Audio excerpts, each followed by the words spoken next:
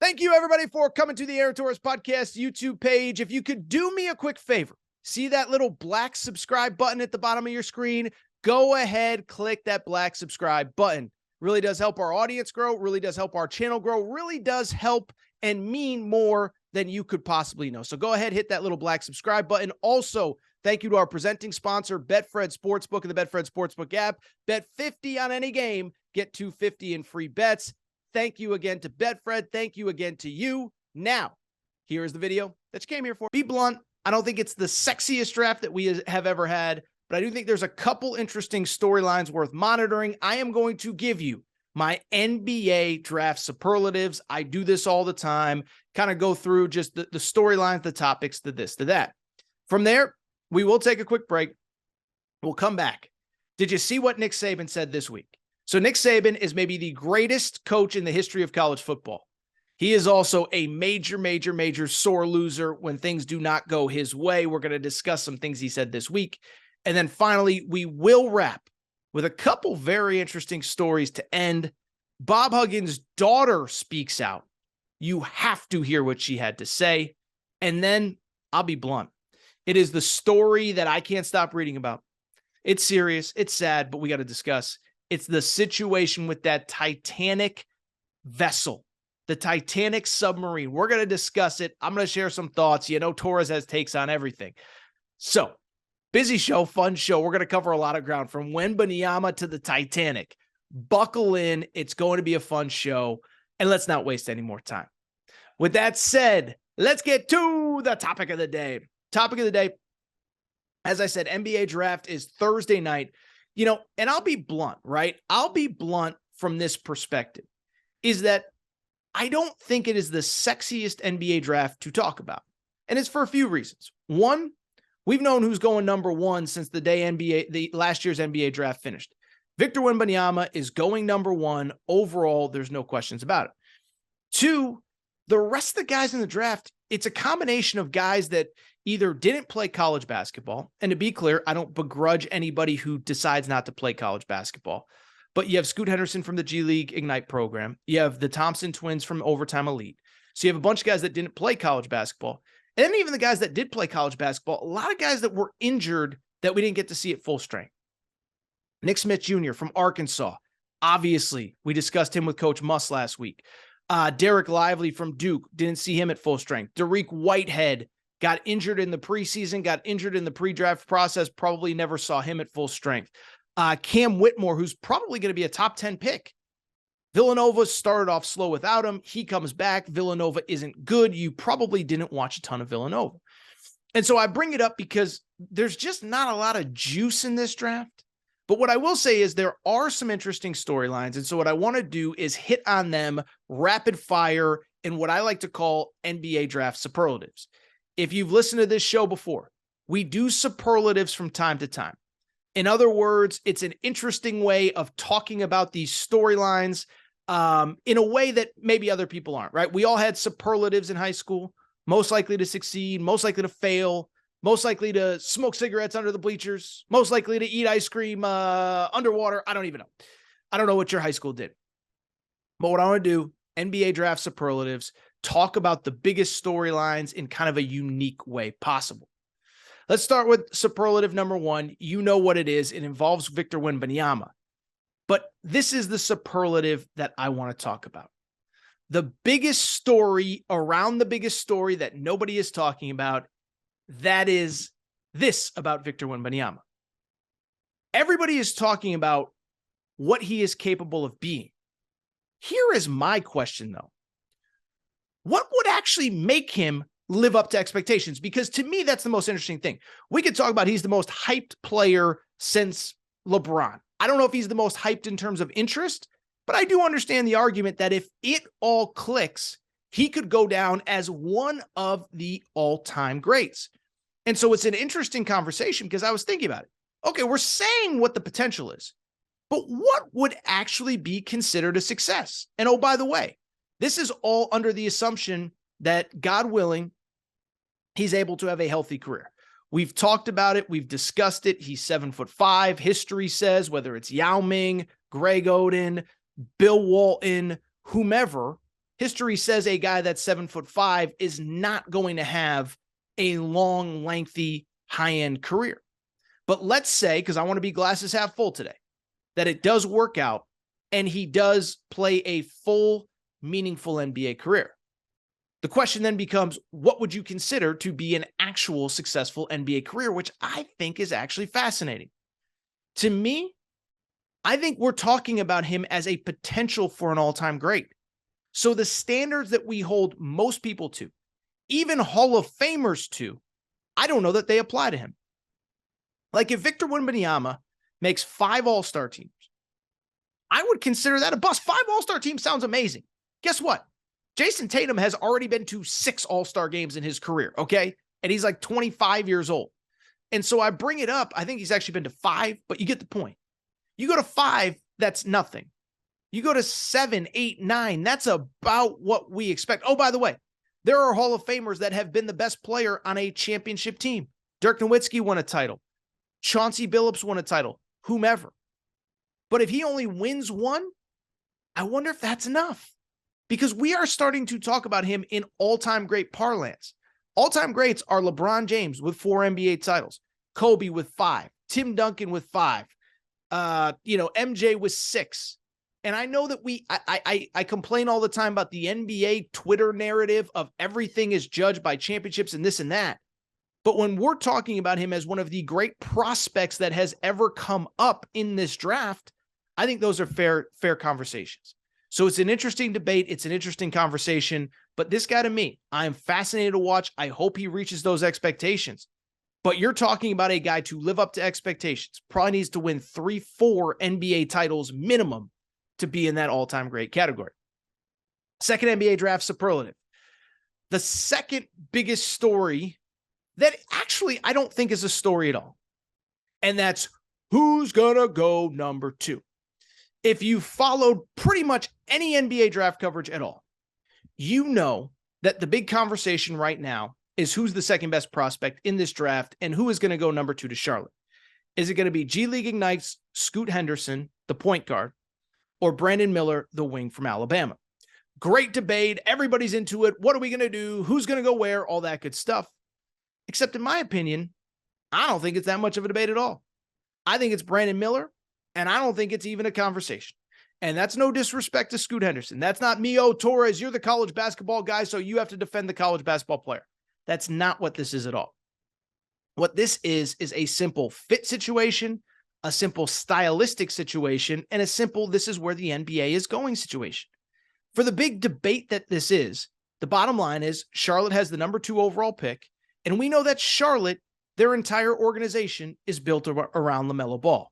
LaMelo Ball, point guard, guy that needs the ball in his hands, guy that wants to get others involved. That's exactly what Scoot Henderson's game is. Meanwhile, Brandon Miller plays off the ball. Brandon Miller is a wing. Brandon Miller shoots threes. This is the kind of guy that you want to surround Melo Ball with.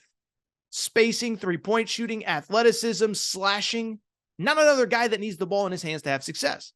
So it's not a knock on Scoot Henderson. It's just reality. But then 2, beyond that, it's also where the NBA is going. Because all I ever hear about with the NBA is that everybody wants 3-and-D wings. Are you 6'7", 6'8", 6'9", can handle the ball, can shoot threes, can do all that? Well, Brandon Miller can. So why are we overthinking this? Especially with respect to Scoot Henderson, who's a very talented player. But what is the knock on him? Small guard, needs the ball in his hands, not a great shooter. 6'3", 6'4". Who does that sound like? Derrick Rose. Who does that sound like? John Wall. Who does that sound like? Russell Westbrook. We have seen the electric, dynamic, athletic point guard that can't shoot. It never ends well. Russell Westbrook doesn't have a team right now. John Wall might have to go overseas. Derrick Rose is a backup, tragically, after all those injuries that he dealt with. But I just bring it up because I don't really understand what the conversation is. I don't really understand what the debate is. The second biggest topic that isn't really a debate at all, it is who's number 2. I would take Brandon Miller. Next superlative, the lottery pick that I am higher on than most. That is very simple. It is Anthony Black, guard, University of Arkansas. We talked about Anthony Black a lot last week with Eric Musselman. but there's a couple of reasons why I'm higher on Anthony Black than most. One, first of all, just talking to Coach Muss, seeing how much was put on Anthony Black's plate kind of blew me away, right? Because you hear and you see and you this and you that. Well, what ends up happening? You watch games and you see games, but to hear his coach talk about it, to hear his coach say, oh, we went to him in huddles and said, what do you see? We went to him and asked him if we should be switching up pick and roll coverages, pick and roll defense, on offense, should we be running different sets? That speaks to me that about a player that is wise beyond his years. What's wild is something else that I talked to Eric Musselman about. And that's that Anthony Black is, relatively speaking, pretty young from a basketball perspective. Why is that? Remember, he was a high-level football player deep into his high school career. Had offers from Baylor, Colorado, TCU. He could have played Division I football, and it wasn't until his senior year that he decided to focus solely on basketball. So why is that important? It's because from a basketball perspective, he's still a very young guy. And so that is why, in my opinion, I think the ceiling, to quote Michael Jordan, the ceiling is the roof for Anthony Black. He's going to be really good because he's just now scratching the surface of his potential. And number three, I talked about this with Zach Kroll a few weeks ago on his podcast, is that the size that Anthony Black has, and it's something that I've realized throughout recently watching basketball, is that, I think we all kind of understand, to use the lack of a better term, size matters, right? But watching basketball these last 6 months, think about the teams that are having success at the highest level. Denver Nuggets won an NBA title. Jokic, 7 feet. Michael Porter, 6'10". Aaron Gordon, 6'8", 6'9". Jamal Murray, 6'5", 6'6". It's a big team. UConn that won the national championship. Adama Sanogo, Andre Jackson, 6'8", 6'9", can play the wing. Jordan Hawkins, 6'5", 6'6". Their point guard, Tristan Newton, was 6'5", 6'6". So now you bring in Anthony Black, smart, just starting to figure out basketball, 6'8", 6'9". I love him. I would take him ahead of everybody else.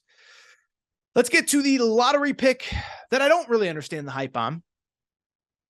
That's Jairus Walker from Houston, okay? And so I'll just say this. Jairus Walker's kind of the opposite of what I said about Anthony Black and what I said about Brandon Miller.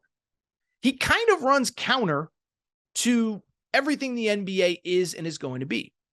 6'10" forward, played at Houston, and he's kind of an old school back to the basket big. Now, he shot a reasonable percentage from three at Houston this year. He did shoot 33%, 34% as a three-point shooter.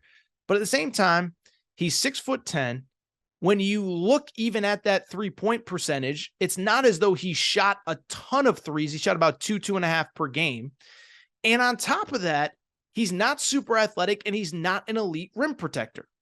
So let's talk about the NBA right now, because I hear guys like Oscar Tshiebwe, Adama Sanogo, Drew Timme cannot play in the NBA because they're not elite rim protectors, not elite three-point shooters, can't play in space. I think Jairus Walker is a better athlete than those guys. I think Jairus Walker has an elite wingspan for a guy his size. But we're talking about him as a top 5 pick and basically saying we just hope he plays really good defense because the offense probably is never going to get there. So I don't get Jairus Walker. I have never really gotten Jairus Walker as a lottery pick. I think sometimes there are just guys that get labeled a lottery pick and nobody ever really does the homework to kind of explain why. Jairus Walker is the guy to me I don't get. And I'll be honest, if there was a guy on draft night that I could see falling, it'd be Jairus Walker. Let's get to the non-lottery pick that I think I like more than everybody else. And it's starting to become a little bit trendy, so I don't even know if I like him more than anybody else, but it's Nick Smith Jr., okay? Nick Smith Jr. was, of course, as I've mentioned many times, was the number 1 high school player in America last year for Arkansas. Barely played at Arkansas, was playing well on the summer tour, gets hurt, comes back, gets hurt again, and then comes back late in the year when all of the roles were established and all that stuff. And so when it comes to Nick Smith, I'm just betting on the talent. I'm betting on the number 1 prospect in America, the dude that is 6'7", 6'8", he's not that big, 6'5", whatever, but can 3-level scorer, can put the ball on the floor, can get past you, can hit threes, is an elite defender. In a lot of ways, you know what this reminds me of? And they're different players, so I'm not comparing them as players. But if you go back to the 17 NBA draft, Michael Porter Jr. had been the number one high school player in America. Then he goes to Missouri. He gets hurt, barely plays, comes back for the SEC tournament and the NCAA tournament, struggles, and on draft night falls to number 13 overall. Well, what just happened in the NBA playoffs? Michael Porter Jr. was a key piece to Denver's success, Denver's NBA title. And so to me, I think Nick Smith has some of that. Bet on the upside, bet on the talent. I'll bet on Nick Smith. I think he's going to be really good. Other player that I'm higher on than most, and this one, I'll be honest, I don't get this one at all. This was a guy that I thought was a consensus top 10 pick, no doubt about it. And as the draft process has gone on, people have just kind of been out on him. That is Kentucky's Cason Wallace. I don't get this one at all, okay? So when I look at Cason Wallace and I look at what he did at Kentucky, first of all, as a freshman in the SEC, like Anthony Black, the ball was eventually put in his hands. And he was basically asked to go be the distributor, go be the playmaker, go be the best player on the floor, go get your buckets, go get other people involved, all of that. And he finished averaging 12 points per game, 4.5 assists per game, and close to 2 steals per game. And that, by the way, was only playing half the season at point guard. First half of the season, Sahvir Wheeler was your point guard. Sahvir Wheeler was the guy that everything ran through. And so you look at that whole situation and you sit there and say, wait a second now, if John Calipari from day one had just said, Cason, here's the ball, go make plays, what would he have averaged? I think it would have been closer to like 14, 15 points per game, 5.5 assists, 2.5 steals. And so he did that in basically half of a season. He was great when healthy. And as the steal total will tell you, he's an elite on the ball defender. Don't get the Cason Wallace stuff. I'm seeing him anywhere from like 12 to 20. I think this is a top 10 prospect in this draft. And I do think it's kind of a case of sometimes being hidden, being out in the open, I think can hurt a guy. Like a Cason Wallace, he was on national TV 40 times. We all watch Kentucky games. If he had just gone to Overtime Elite or G League Ignite, would it be different? I don't know, but I think it's worth considering. Really quickly, a couple other players I like. One, Jordan Hawkins, UConn, best shooter in the draft, no doubt about it. Jalen Hood-Schifino from Indiana, I really like a lot. On the ball, playmaker, shot creator, shot maker. Jalen Hood-Schifino, to me, is a guy that really impressed me during the college season and just a guy that I like overall.